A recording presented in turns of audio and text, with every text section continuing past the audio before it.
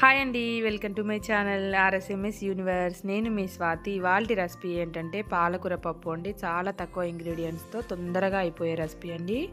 మీరు కూడా ట్రై చేయండి. చాలా అంటే చాలా బాగుంటుంది, చాలా త్వరగా అయిపోతుంది. దీనికోసం నేను ఒక 2 పెద్ద సైజు కట్టలు పాలకూర తీసుకున్నాను. మొత్తం చిన్నగా కట్ చేసి పెట్టుకున్నాను. చూడండి, మొత్తం చిన్నగా కట్ చేశాను. ఇలా కట్ చేసి దీన్ని వాష్ చేసి పక్కన పెట్టేసుకుందాం. దీంట్లోకి కావాల్సిన పదార్థాలు కొన్ని ఉల్లిపాయలు అండ్ 7 పచ్చిమిరపకాయలు, కొంచెం కొత్తిమీరాకు, కొంచెం కరివేపాకు, కొన్ని వెల్లుల్లి రెబ్బలు. దీనికోసం ముందుగా కుక్కర్లో 1 కప్పు వరకు పెసరపప్పు తీసుకున్నాను. మీ ఇష్టం, కందిపప్పు అయితే కందిపప్పు తీసుకోండి. దీన్ని మంచిగా వాష్ చేసేసుకొని 1 కప్పుకి 2 కప్పుల వాటర్ పోసేసాను. దీంట్లోకి ఇప్పుడు కొంచెం సాల్ట్ అండ్ కొంచెం పసుపు, కొంచెం ఆయిల్ వేసుకోవాలి. ఆయిల్ వేసుకొని క్యాప్ పెట్టేసుకోవాలి.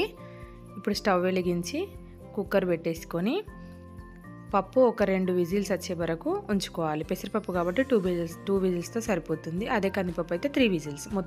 మొత్తం మెత్తగా ఈ విధంగా ఉడికేలాగా ఉంచుకోవాలి. చూసారా, మొత్తం మెత్తగా ఉడికిపోయింది.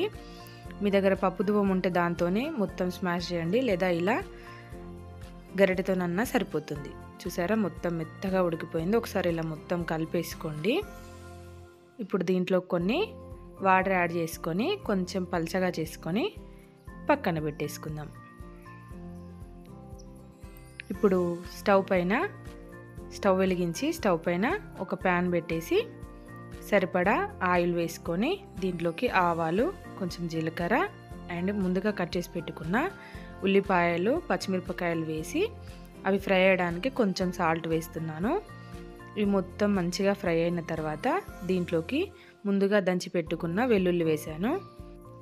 వెల్లుల్లి పచ్చివాసన పోయేంత వరకు మంచిగా ఫ్రై చేసుకోవాలి.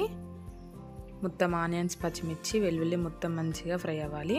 ఆ తర్వాత దీంట్లో కొంచెం కరివేపాకు వేసాను. కరివేపాకు కూడా మంచిగా ఫ్రై అయిన తర్వాత దీంట్లోకి పసుపు వేసాను. పసుపు వేసి మంచిగా కలిపిన తర్వాత ముందుగా కట్ చేసి పెట్టుకున్న పాలకూర వేసి కలిపేద్దాం.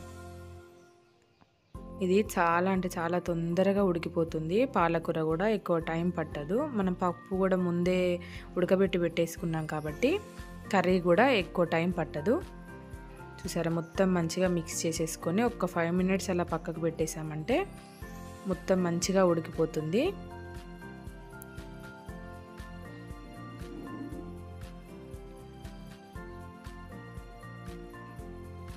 చాలా తొందరగా అయిపోయే రెసిపీ అండి. చూసారా, ఉడికిపోయింది. ఇంకొక 2 మినిట్స్ అలా ఉంచితే ఇంకా కొంచెం దగ్గరికి మంచిగా ఫ్రై అవుతుంది. ఇప్పుడు దీంట్లోకి మనం ముందుగా పప్పు చేసి పెట్టుకున్నాం కదా, ఆ మిశ్రమాన్ని దీంట్లో వేసుకొని కలుపుకోవాలి. ఇప్పుడు స్టవ్ని మీడియం ఫ్లేమ్లో పెట్టుకొని ఉప్పు సరిపోయిందో లేదో చూసుకొని కొంచెం గట్టిగా ఉంటే కొన్ని వాటర్ పోసుకోవాలి. వాటర్ పోసుకొని మంచిగా మిక్స్ చేసుకొని స్టవ్ మీడియం ఫ్లేమ్లో పెట్టి ఒక 2 పొంగులు వచ్చేంత వరకు ఉంచాలంతే, సరిపోతుంది. చూసారా, కొంచెం పొంగు వచ్చింది. ఇంకొక 5 మినిట్స్ అలా ఉంచితే కర్రీ కూడా రెడీ అయిపోతుంది.